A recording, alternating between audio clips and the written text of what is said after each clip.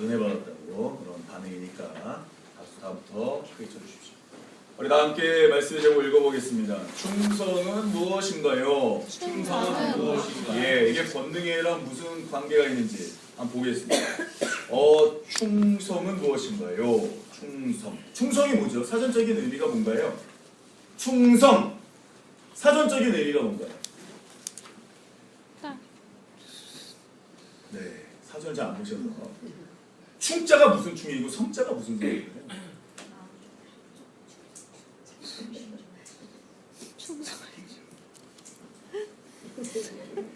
네, 하여튼 충성이에요. 하늘아 여기 잘 잘라야 돼, 알았지? 자, 충성이 뭐냐면 너희씨 녹화도 안 하고 있었어.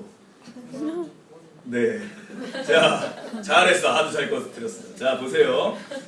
충성이 뭐냐면 이게 바로 임금이나 주군이나 나라에 쓰는 단어. 제가 지금 얘기하는 건 사전에 나와 있는 거예요. 다시요. 임금이나 나라에 대하여 충성하는 걸 이야기합니다. 됐죠?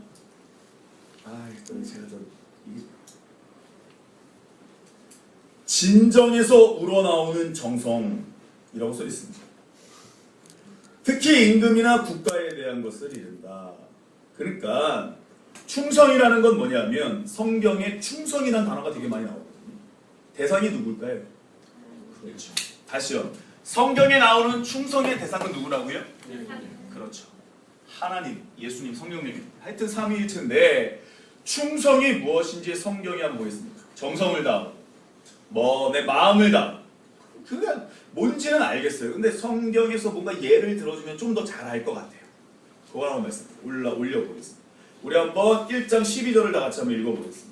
시작. 나를 능하게 하시는 그리스도에서 우리 주께 내가 감사함을 나를 충성되게 여겨 내게 직분을 맡기시고. 성경에 나오는 충성은 누가 인정해 주는 게 충성입니다. 다시요. 성경에 나오는 충성은 12절에 뭐라고 써 있어요? 나를 어떻게 여겼다? 누가요? 다시요.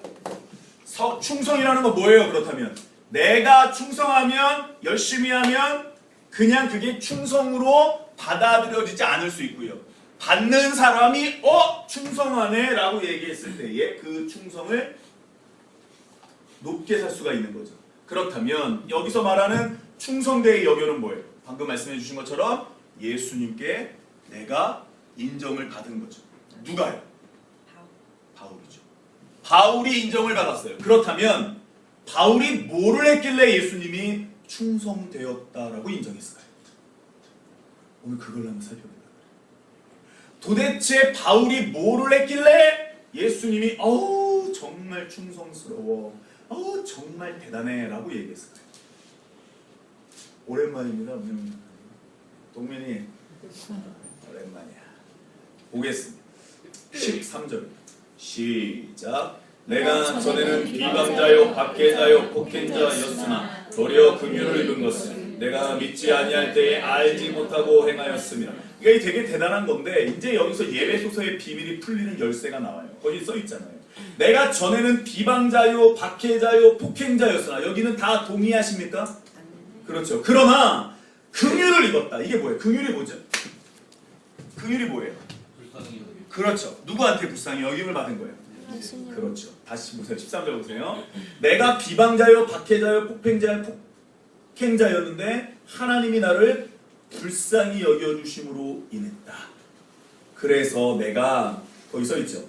믿는 것과 아는 것이 몇 개가 되어야 된다? 하나입니다. 그 예배소서의 핵심인데 내가 믿지 아니할 때에 알지 못하고 행했다. 자, 저를 보세요. 바울은 지금 믿지 아니할 때에 알지 못하는 것을 행했다고 얘기하죠. 맞죠, 여러분? 맞죠? 그럼 결과가 뭐예요?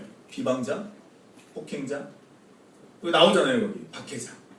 다시요. 예배소서의 그러니까 이 바울 서신을 이해하는 가장 큰 흐름을 말씀드리는 거예요. 예배소 교회가 마지막 시대에 엄청난 교회로 성장할 거예요. 우리 교회도 예배소 교회를 그리워하고 이 예배소 교회가 나중에는 우리가 전신갑주를 취하고 이 마지막 시대에는 하여튼간 예배소 교회를 우리가 회복해야 되는데 중요한 건 뭐냐? 13절. 내가 믿지 아니하고 내가 하나님의 말씀을 모를 때에 나타나는 현상이 뭐라고요? 비방자, 박해자, 폭행자였습니다. 그럼 이게 하나가 되지 않을 땐 어떻게 될까요? 믿는 것과 아는 것이 하나가 되지 않을 땐 내 안에 나도 모르게 비방의 모습이 나올 수 있고, 나도 모르게 박해의 모습이 나올 수 있고, 나도 모르게 폭행, 폭력의 모습이 나올 수 있다는 거예요. 내가 흔히 무슨 부흥회나 수련회 때 은혜를 받고 집에 갔는데 집이 더러워. 나도 모르게 애들한테 버럭했어. 그래서 우리가 흔히 말하는 표현이 뭐죠? 은혜를 쏟는다라는 표현이죠. 믿는 것과 아는 것이 하나가 안 될 때에는 나도 모르게 이러한 모습들이 나와요. 근데 예배석 교회에 믿는 것과 아는 것이 하나가 됐을 때에는 이런 모습보다는 그리스도의 장성한 분량에 이르는 모습만 나옵니다. 이해되십니까? 예, 이 말씀이 이해됐으면 좋겠습니다. 잘 따라오셔야 돼요. 여하튼 14절 우리 다 같이 한번 읽어볼게요. 시작. 우리 주의 은혜가 그리스도 예수 안에 있는 믿음과 사랑과 함께. 그럼 자기가 여기까지 온 것, 직분을 맡기신, 충성되게 여기신 조건이 뭐예요? 내 열심?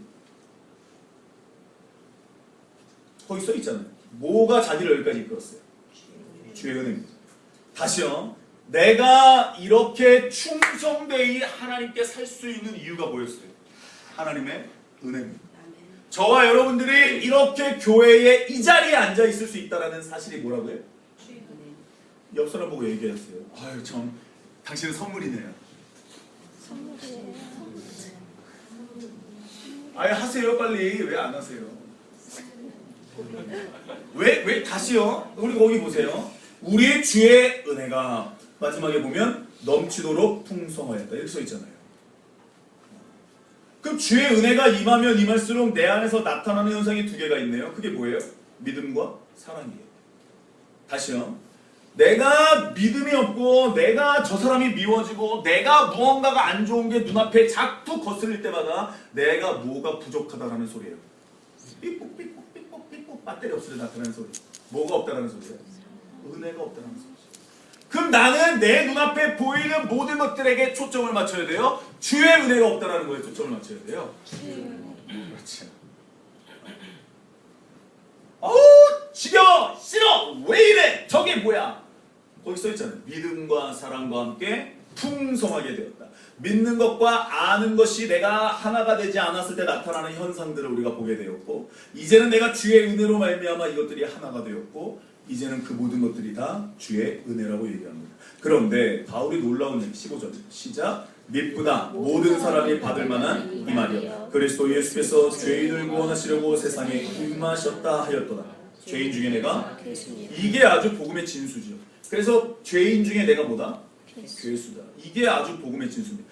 저를 보세요. 성경에 예수님이나 하나님을 정통으로 만난 사람들은 다 내가 선지자고 내가 왕족이고 내가 대제사장의 아들이고 상관없습니다. 다 나를 떠나소서. 죄인입니다. 아무것도 알지 못합니다. 이사야가 그렇게 회개하라 돌아다니면서도 나중에는 나는 아이라 아무것도 알지 못합니다. 제단 수풀을 딱 대니까 그때에서부터 하나님의 사역이 시작이 되거든요. 그러니까 무언가 하나님을 만나면 내 모습이 보여요. 내 모습은 뭐예요? 죄인이에요.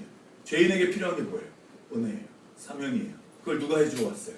예수님이 해주러 왔어요. 그럼 나에게 필요한 건 누구예요? 나에게 필요한 건 누구예요? 예수님이죠. 죄사함을 구하고 무언가 문제 해결을 구하고 이게 다 필요가 없는 거예요. 예수만 내 안에 오면 끝납니다. 그래서 오늘 써있잖아요. 내가 죄인 중에 괴수다. 그래서 자기에게 제일 필요한 사람이 누구예요? 예수님.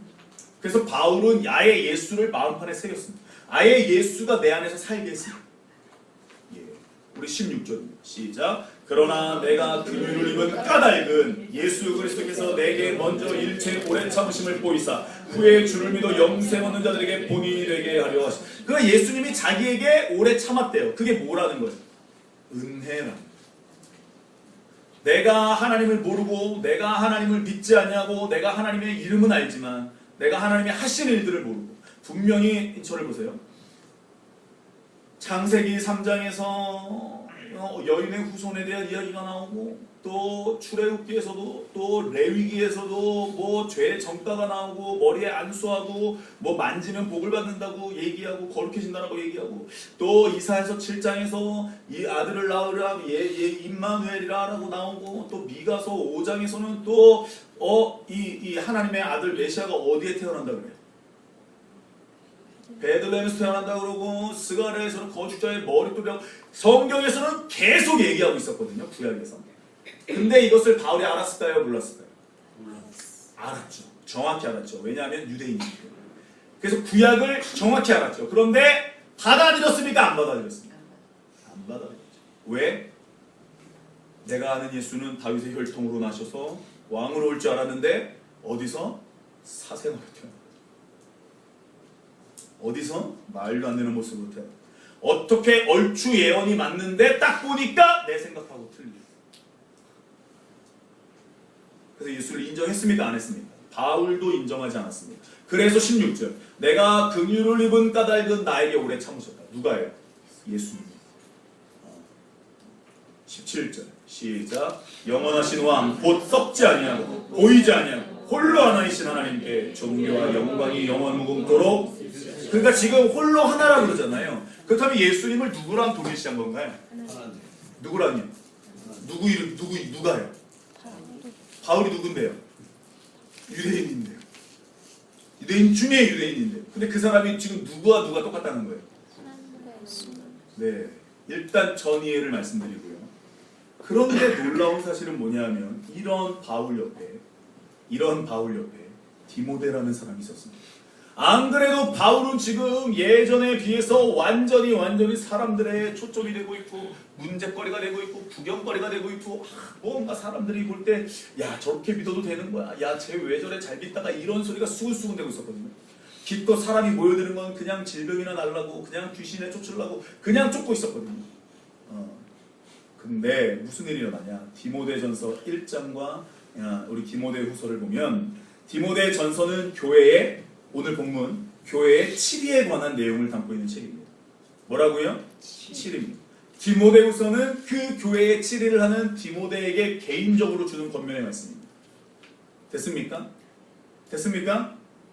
예. 디모데후서는 첫 번째로 로마의 감옥에서 디모데에게 쓰는 편지인데, 그러니까 이게 거의 유언 같은 거죠. 디모데에게는 뭐라고 얘기합니까? 고난 가운데서 믿음을 굳건하게 하고 앞으로 무익한 변론을 피하고 유대인들을 무익하게 변론 피하고 이단의 성격이 무엇인지 규정해주고 가르쳐주고 바울의 모범을 나의 모범을 따라서 믿음을 잘 지키라고 얘기해줍니다. 근데 그게 디모데전서에서부터 나오죠. 우리 앞에 보세요. 고린도전서 4장 17절을 다 같이 읽어봅니다. 시작. 이로 말미암아 내가 주 안에서 내 사랑하고 신실한 아들 디모데를 너희에게 보내었으니 그가 너희로 하여금 그리스도 예수 안에서 나의 행사 곧 내가 각 교회에서 가르치는 것을. 그렇다면 바울이 얘기한 건 다 누구 얘기예요? 예수 얘기죠. 그럼 디모데가 얘기하는 건 다 누구 얘기예요? 예수 얘기죠. 그러면 디모데는 바울에게 받은 모든 가르침들을 그대로 행했을까요? 안 했을까요? 했습니까? 순종이라는 걸 우리가 말씀에 하나님이 무슨 초자연적으로 나타나가지고 얘기하고 초자연적으로 나타나가지고 뭔가를 가르쳐주고 이걸로 알고 있는데 더불어 나아가는 거 뭐냐면 내가 배운 것들, 내가 누구에게 배웠든지 간에 예수에 대해서 가르친다면 내가 그 말씀에 순종해서 그것을 또 가르칩니다. 교회, 여러분들 가정, 직장, 사업터, 학교에서 계속 이런 작업이 있어야 됩니다. 이게 전도예요. 근데 이게 안 통하니까 이걸 못하니까 바울이 뭐라 그래요? 아주 그냥 전도를 뭐라 그러죠? 예수 믿으세요. 이게 뭐예요? 미련한 방법 중에 미련한 방법이라고 얘기하는 거죠. 되게 중요하죠. 조금만 더 볼게요. 디모데는 우리 한 번 더 보여주세요. 우리 한번 읽어볼게요. 시작. 데오빌로요 내가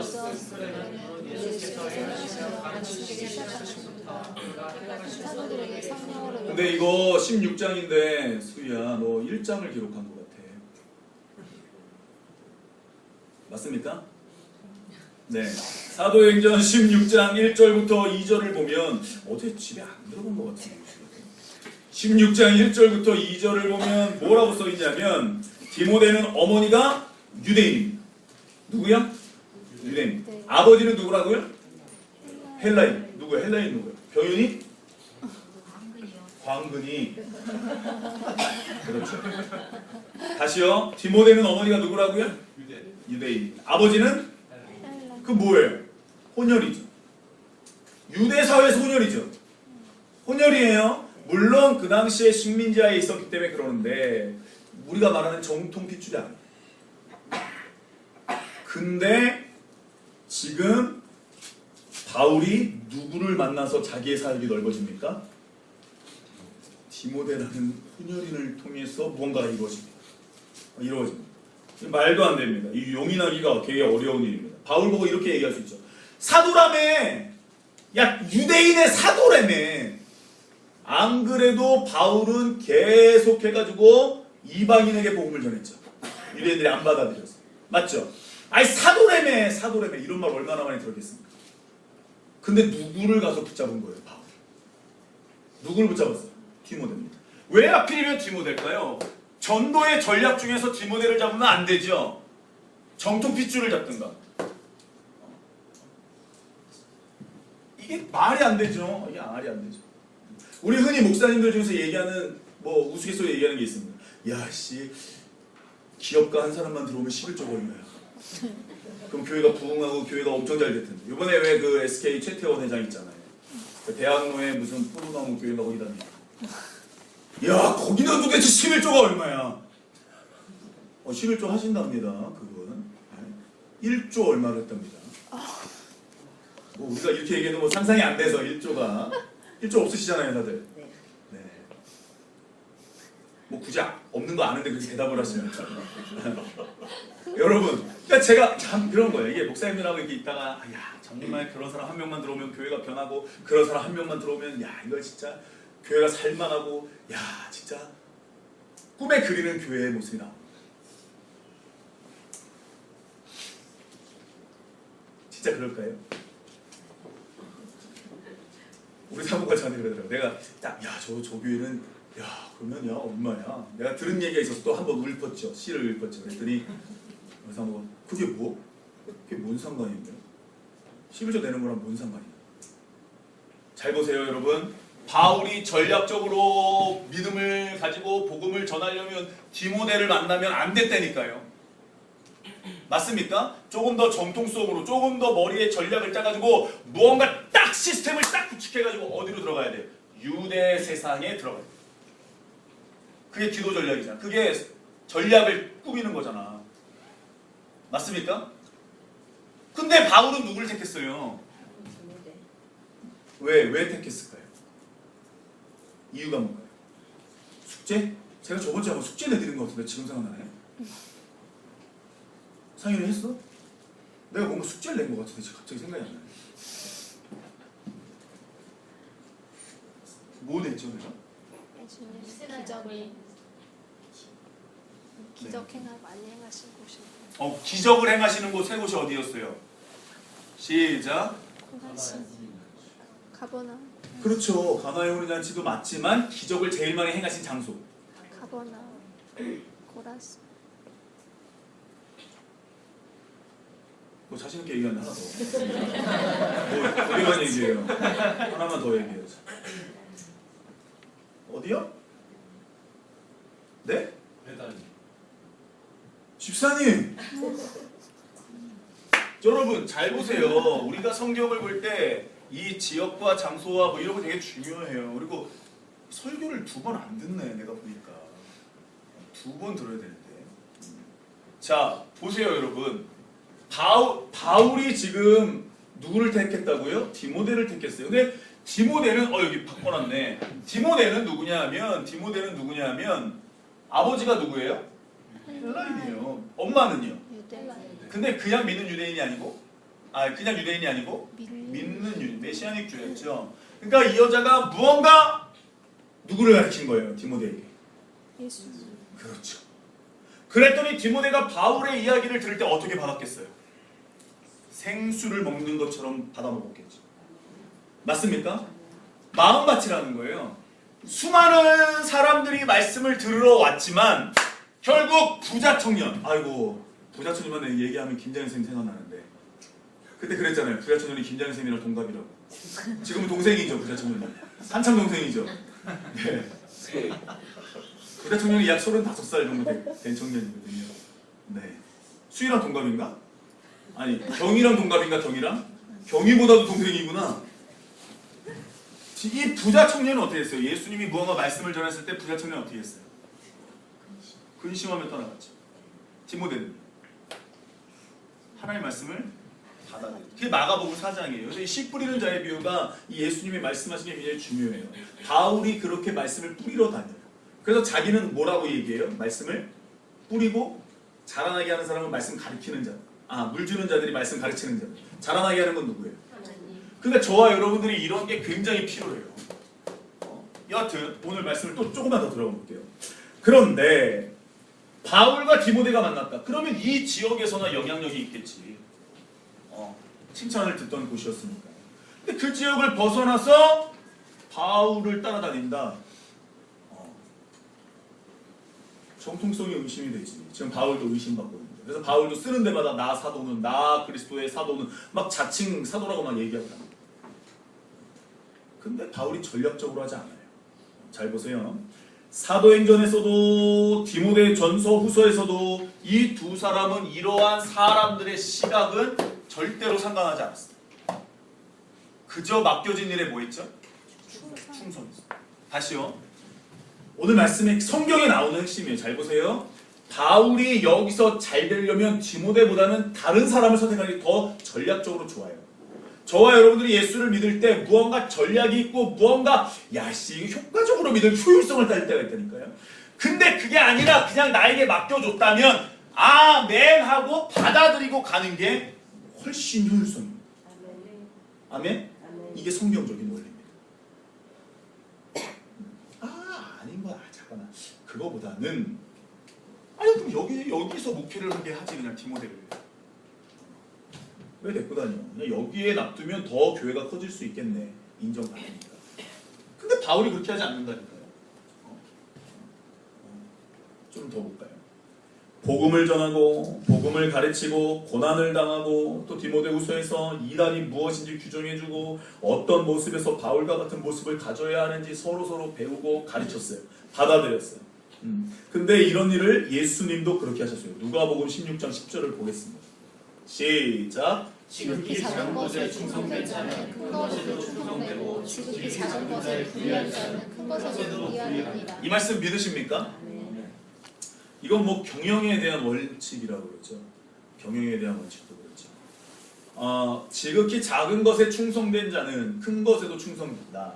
지극히 작은 사람에게 물 한 잔 준 것이 바로 예수님에게 한 것이다 라고 나와 있습니다. 불의한 자는 큰 것에도 불의한다. 그래서 그 사람의 말하는 것, 그 사람의 행동을 보면 견적이 딱 나와요. 우리 옆 사람 보고 얘기합니다. 당신 견적 나왔어요. 왜냐하면 성경의 원리 원칙이 저와 여러분들한테 몸에 익어 있으면 사람을 딱 보면 이 사람이 어떤 사람인지 판단이 아니라 알아집니다. 제가 이 알아진다라는 표현을 처음 들은 사람이 누구냐면 누구예요? 있어요. 그리고 요번에 근래에 들어본 사람이 바로 전 실장입니다. 목사님 알아지잖아요. 그게 어떻게 알아지는 거잖아요. 그 믿어지는 거잖아요. 그 단어를 쓰는데 그 표현이 너무 좋더라고요. 믿으려고 믿어지는 게 믿는 게 아니거든요. 그냥 믿어지는 거거든요. 맞습니까, 여러분? 네. 그래서 이게 여러분 잘 보세요. 저와 여러분들이 믿음 생활할 때 이게 뭐 소위 말하는 견적 나온다라는 표현이에요. 바울과 디모데가 걸어 다닐 때 견적 나오죠. 저 다 좋은 거 다 버리고 저 칭송받고 저 로마 시민권자 저 시민권받기 얼마나 어려운데 저 인간이 저러고 다니냐. 저 귀신을 내쫓든가 저 정신 나가게 한 뭐를 없애버리든가. 아이고 저 옆에 저 디모데라는 저 또라이 애는 또 뭐야 저거. 아이고 분명히 별의별 얘기가 다 있었어요. 근데 바울은 디모데는 그러한 이야기에 관심을 두는 게 아니라 어떻게 했다고요? 지극히 작은 것에 충성했어요. 어떤 사람은 열심히 믿음 생활하다가도 무언가 다른 얘기가 들리고 무언가 세상이 힘들고 무언가 어려우면 이 말씀과 반대로 나옵니다. 안 그러세요?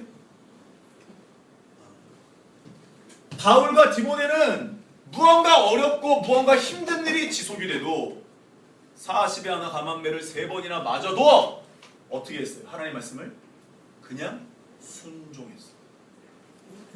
오늘 말씀의 결론을 말씀드리겠습니다. 지극히 작은 일부터 지극히 큰 일까지 충성된 자를 예수님이 말씀하셨습니다. 근데 충성은 누가 인정하는 거다? 그렇죠. 윗사람이 인정합니다. 아랫사람이 내가 충성되었다라고 얘기하는 게 아니에요. 위에서 인정해주고 내 충성을 받아줬을 때 그 충성이 완성이 되거든요. 지금 현재 자리에서 충성하는 겁니다. 더 나은 미래의 자리에서 충성하는 게 아닙니다. 이게 좋아지면 충성하는 게 아닙니다. 이 고난이 지나가면 이 문제가 해결되면 저 사람이 이렇게 하면이 아닙니다. 충성은 그런 게 아닙니다.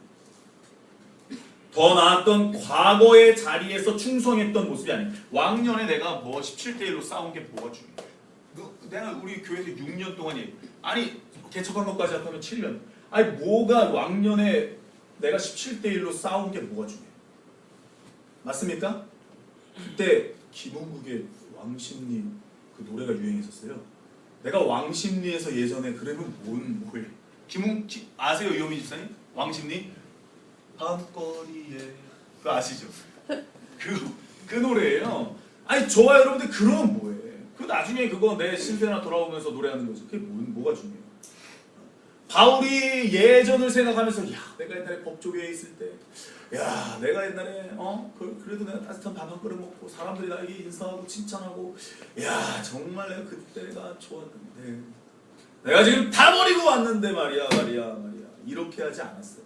다 버린 것은 초점을 두지 않았어요. 그냥 다 버린 건 어떻게 했어요? 대설물로 여기서 그냥 돌아보고 싶지도 않아. 그럼 지금은 뭘 바라보는 거예요? 지금은 뭐를 바라보길래? 앞에 있는 게 뭐길래? 이 배설물, 내가 예전에 귀중하다고 여겼던 것보다 더 귀중한 게 뭐를 발견해?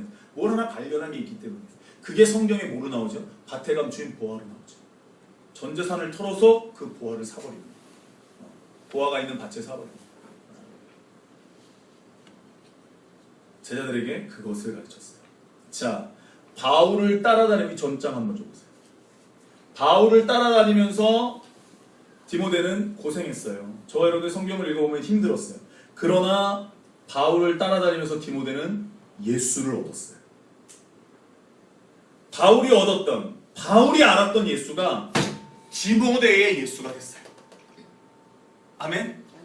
다시요. 바울이 알았던 예수가 누구의 예수가 됐다고요? 디모데의 예수가 됐어요. 디모데는 그저 무엇을 했어요? 현재 자리에서 충실히 순종하며 바울을 따랐어요. 내가 예전에 여기 있을 때 루스라 이고니안 저기예요. 터키. 내가 옛날에 여기 있을 때 옛날 얘기하지 않았어요. 뭐 했어요? 이게 아니라 바울을 따라다니면서 뭐 했어요? 예수를 얻었어요. 바울과 함께 하나님의 일을 도모하면서 예수님을 차츰 알아봤어요. 그러면서 예배소서 이 복음의 진수거든요. 믿는 것과 아는 것이 무엇인지 디모데가 성장해 갔어요. 예수님은 제자들에게 가르치셨어요. 유대인으로서 어떻게 살아야 하는지. 아니요. 앞으로 세상을 어떻게 대처해야 하는지. 아니요.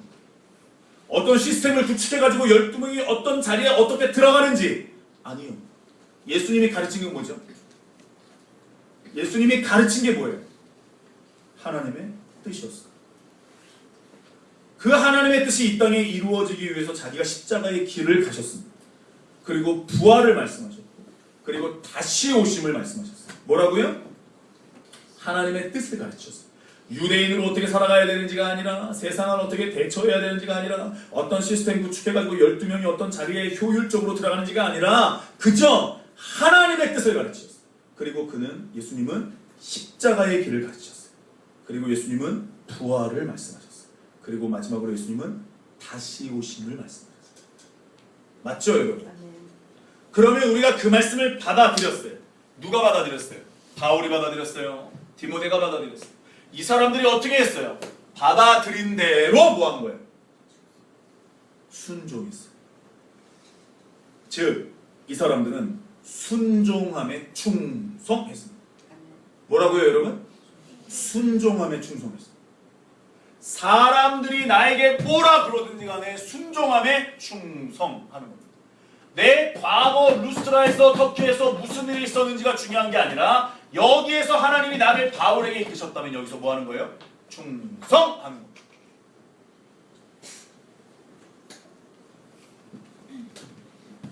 결국 영광의 왕으로 오실 것을 예수님 말씀하셨고 그 말씀을 받아들여서 내가 살아있는 날에 예수님이 이 땅에 오실 거라고 긴박한 종말론을 가지고 있었던 사람이 바울이었습니다.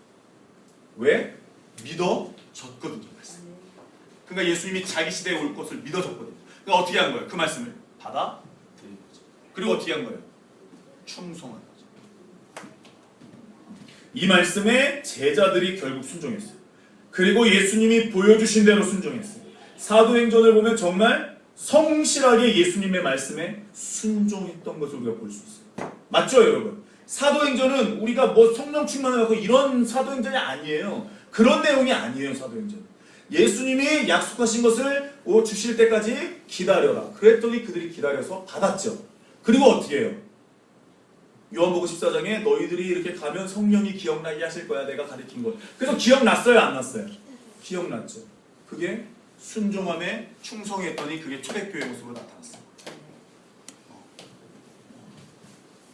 그랬더니 교회 안에 바울 같은 동역자가 들어왔어요. 맞습니까? 저를 보세요. 바울 같은 사람이 옛날에 그 직업을 가지고 들어왔으면 교회가 더 튼튼해졌겠네요. 사람 가말리엘의 소생이 우리 교회에 들어왔으니까 우리 교회는 정당성이 더 높아졌겠네요. 그랬으면 좋게? 근데 바울이 예수를 만나고 어떻게 했어요? 다 배설물로 여기고 들어왔네. 하필이면. 효율성을 따지는 게 아니에요. 믿음 생활. 믿음 생활은 효율성이 아니에요.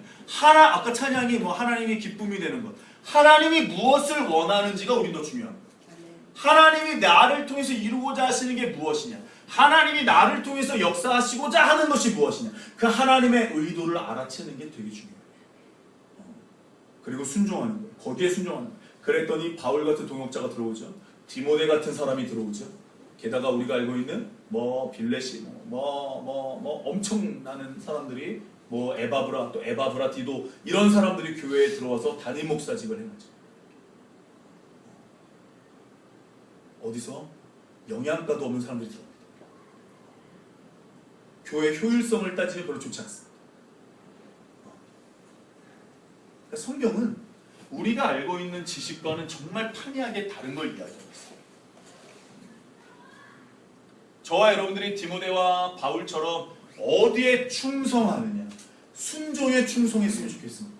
아멘? 아니요, 전 여러분들 보고 교회에 충성하라고 얘기하지 않아요. 아직은. 왜냐하면 이게 나중에 예배소 교회의 모습을 봐야 되거든요. 교회에 충성하고 담임 목사 이야기에 100%요. 이런 차원이 아니에요. 잘 보세요. 누가 말한 것을 기억나게 하는 게 최고예요. 성령님이 예수님이 말한 걸 기억나게 해줘야 여러분들의 인생이 바뀌어요. 아멘? 이 작업이 저와 여러분들의 인생이 자꾸 일어나요. 나를 멈추고 나는 죄인 중에 괴수이기 때문에 난 예수가 필요하고 내 판단은 그르기 때문에 예수가 필요하고 그렇기 때문에 나는 하나님의 말씀에 순종하고 내가 여기서 성실하게 하나님 말씀에 충성하고 그 충성됨을 하나님이 받아줬으면 좋겠고 인정해줬으면 좋겠고 하나님의 기쁨이 됐으면 좋겠고 이게 저와 여러분들의 원함이 되고 기쁨이 되고 소원이 되는 거예요. 이게 저와 여러분들의 소원이에요. 사람을 모으고 하는 시스템이 아니에요. 한국 교회에 그런 시스템이 30년 만에 다 망가졌어요. 보통 100년은 가야 원조라고 부르거든요. 원조, 소머리국밥, 해장. 근데 이게 다 망가졌어요. 초대교회의 모습 이루어갔으면 좋겠어요. 저와 여러분들이 이루어갔으면 좋겠어요. 성실하게 예수님의 가르침에 순종했더니 뭐가 있어요? 만남의 축복이 있어요. 바울과 누가 만나요? 디모데가 만나요. 저와 여러분들이 성실하게 믿음 생활하다 보면 누굴 만나요? 믿음의 동역자를 만나요. 믿음의 동역자 누군지 아세요? 팔다리예요. 팔다리를 저 사람은 팔의 역할을 하는 사람, 저 사람은 다리의 역할을 하는 사람, 저 사람은 손가락의 역할을 하는 사람, 우리가 그런 사람들을 만나는 거예요. 근데 그 사람은 자의식 가운데 뭐가 있어야 되느냐? 내가 교회 지체라는 인식이 있어야 돼. 난 교회에 출석하는 사람이 아니에요. 교회의 팔다리라는 인식이, 그게 예배 속에 나오거든요. 성실하게 예수님의 가르침에 순종했더니 만남의 축복이 이루어집니다. 그러니까 하늘아 동아고등학교를 간다. 성실하게 하나님의 말씀에 순종했더니 만남의 축복이 이루어집니다. 이해되시죠 여러분? 내가 새로 상윤이 직장에 간다.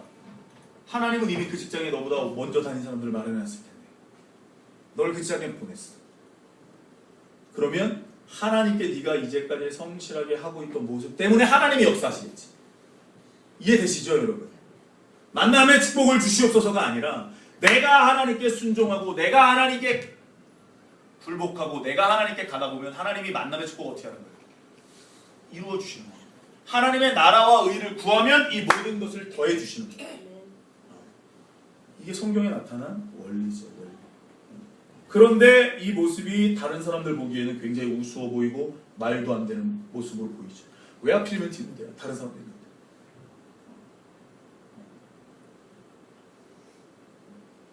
사도성을 지금 바울 자신도 인정하지 못하면서 사도 바울이 세운 디모데라는 사람을 또 목사로 세워놨어요. 이거 다 조사해보면 나오거든요. 요즘 시대도 여러분 이력서 받고 다 나중에 학교에 다 쳐보면 학력 위조 이런 거 많이 나오잖아요. 조사해보면 나오거든요. 이 디모데가 어떤 사람인지 다 나오고 다 나와요. 여러분 2016년 우리에게 권능의 해가 되게 하실 하나님이 말씀하십니다. 지금 현재 우리의 자리에서 충성하시기를 주님의 이름으로 부탁을 드립니다. 뭐에 충성하냐? 순종함에 충성하십시오. 아멘? 은혜 있을 때만, 기분 좋을 때만, 뭔가 내가 이해될 때에만 순종하는 게 아닙니다. 이해가 되지 않아도, 나를 풀무불에 넣어도, 사자굴에 쳐넣어도 나는 하나님께 순종하는 겁니다. 아멘? 그 순종함에 충성하시기를 주님의 이름으로 부탁을 드립니다. 그게 바로 권능의 해의 기본 베이스가 되는 것 같아요. 내 삶이, 내 부모가, 내 자식이, 내 직장이, 내 교회가 어쩌고 저쩌고 뭐 내가 다리가 내 부모가 못 만나네, 뭐 교회가 이래서 내 자식이 아이고 내 자식 직장이 내가 이게 뭐야. 아니 그런 게 아니야. 절대 그런 게 아니야. 하나님의 손이 짧아져서 여러분을 그런 곳에 보낸 게 아니에요. 맞습니까 여러분? 운이 좋아서 운이 나빠서 그런 교회 가는 게 아니에요. 그런 부모를 만난 게 아니에요. 그런 직장에 들어간 게 아니에요. 하나님이 잠깐 졸고 계셔가지고 저와 여러분들을 그런 데 보낸 게 아니에요. 하나님은 항상 우리에게 뭐를 주세요? 좋은 것을 주세요. 아멘? 최선의 것을 주세요. 그거를 믿는 여러분들과 제가 됐으면 좋겠어요. 알고 있어요. 하나님이 나에게 최선을 준다고. 그럼 여러분들이, 저와 여러분들이 그걸 믿었으면 좋겠어요. 그 믿는 것과 아는 것이 몇 개예요? 하나가 돼요. 그게 뭐예요? 온전한 사람이에요. 하나님이 우리에게 좋은 것만 주세요. 최선을 주세요. 그럼 여러분들이 순종하고 이 말씀을 받아들이고 그런 믿음을 보여드린다면 사도행전 같은 만남의 축복이 우리 교회, 여러분들 가정에, 여러분들 인생에 나타나게 될 줄로 믿습니다. 그래서 저도 만남의 축복을 많이 기도했어요. 만남의 축복, 이 만남의 축복. 하나님 동역자를 만나게 해주십시오. 하나님 믿음의 사람들을 만나게 해주십시오. 하나님 어떻게 만나야 됩니까? 하나님 돈을 가지고 부분을 감당해야 되는 사람, 재능을 가지고 어떤 부분을 감당해야 되는 사람, 중보의 영을 가지고 무언가를 담당해야 되는 사람들이 있는데 가만히 보니까 이게 내가 어디서 듣고 보고 읽은 것들을 가지고 짬뽕을 해놨다. 성경 중심으로 가야 되는데 성경의 만남의 축복은 그런 게 아니었거든. 야, 이게 뭔가 머리에 얽히고 섞인 게 막 나도 모르게 막 나오기 시작하는데 그걸 가지고 내가 기도를 하고 있더라고. 하나님이 나에게 말씀하신 것도 아니고 성경에도 없는 이야기가 짬뽕이 돼서 내가 기도하고 있더라고. 깜짝 놀랐어. 하나님의 의도가 뭔지, 과연 예수 안에서 바울이 발견한 게 뭔지, 도대체 그게 무엇인지 디모데에게 전해주니까 디모데가 갑자기 예수의 사람이 돼요. 저와 여러분들이 그러한 사람, 그러한 만남의 축복을 경험하는 사람들이 됐으면 좋겠습니다. 기도하겠습니다.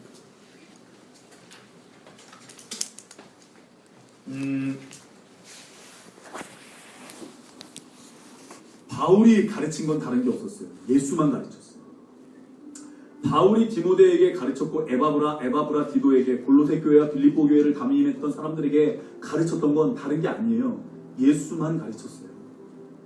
내가 왜 모든 걸 배설물로 여겼는지를 가르쳤어요. 근데 그것은 바울이 먼저 가르친 게 아니라 예수님이 먼저 가르쳤어요. 어떤 사람이 밭에 감 주인 보아를 발견했는데 자기의 온 재산을 팔아서 그 밭을 샀대요. 왜? 보아 때문에. 내가 인생에 예수가 내 보아라고 생각이 된다면 팔고 버리고 쫓을 수 있는 거예요. 예수님은 제자들에게 유대인으로서 앞으로 세상을 어떻게 대처하고 어떤 시스템을 구축해서 너희들이 어떤 자리에 들어가야 되는지를 가르친 게 아니에요. 하나님의 뜻을 가르쳤어요. 예수님. 그리고 돌아가셨어요. 부활하셨어요. 다시 오실 거라고 말씀하시고 아예 천국에 가셨어요. 그게 끝이었어요. 그리고 제자들이 그 다음부터 기도하다가 성령님의 음성을 듣고 내가 앞으로 어떻게 움직여야 되고 뭐를 준비하고 거처가 예비되면 예수님 오실 거니까 그래 맞아. 예수님 말씀하신 대로 내가 준비해야지. 그걸 준비했어요. 그랬더니 어떻게 됐어요? 그렇게 준비하다가 마지막을 보냈죠. 결국 믿음의 사람들이 붙어요. 초대교회 12명에게 수많은 사람들이 붙었어요. 아주 강력한 바울 같은 사람, 실라 같은 사람, 바나바 같은 막 붙어요. 사람들이 막 붙어요. 여러분 사람들이.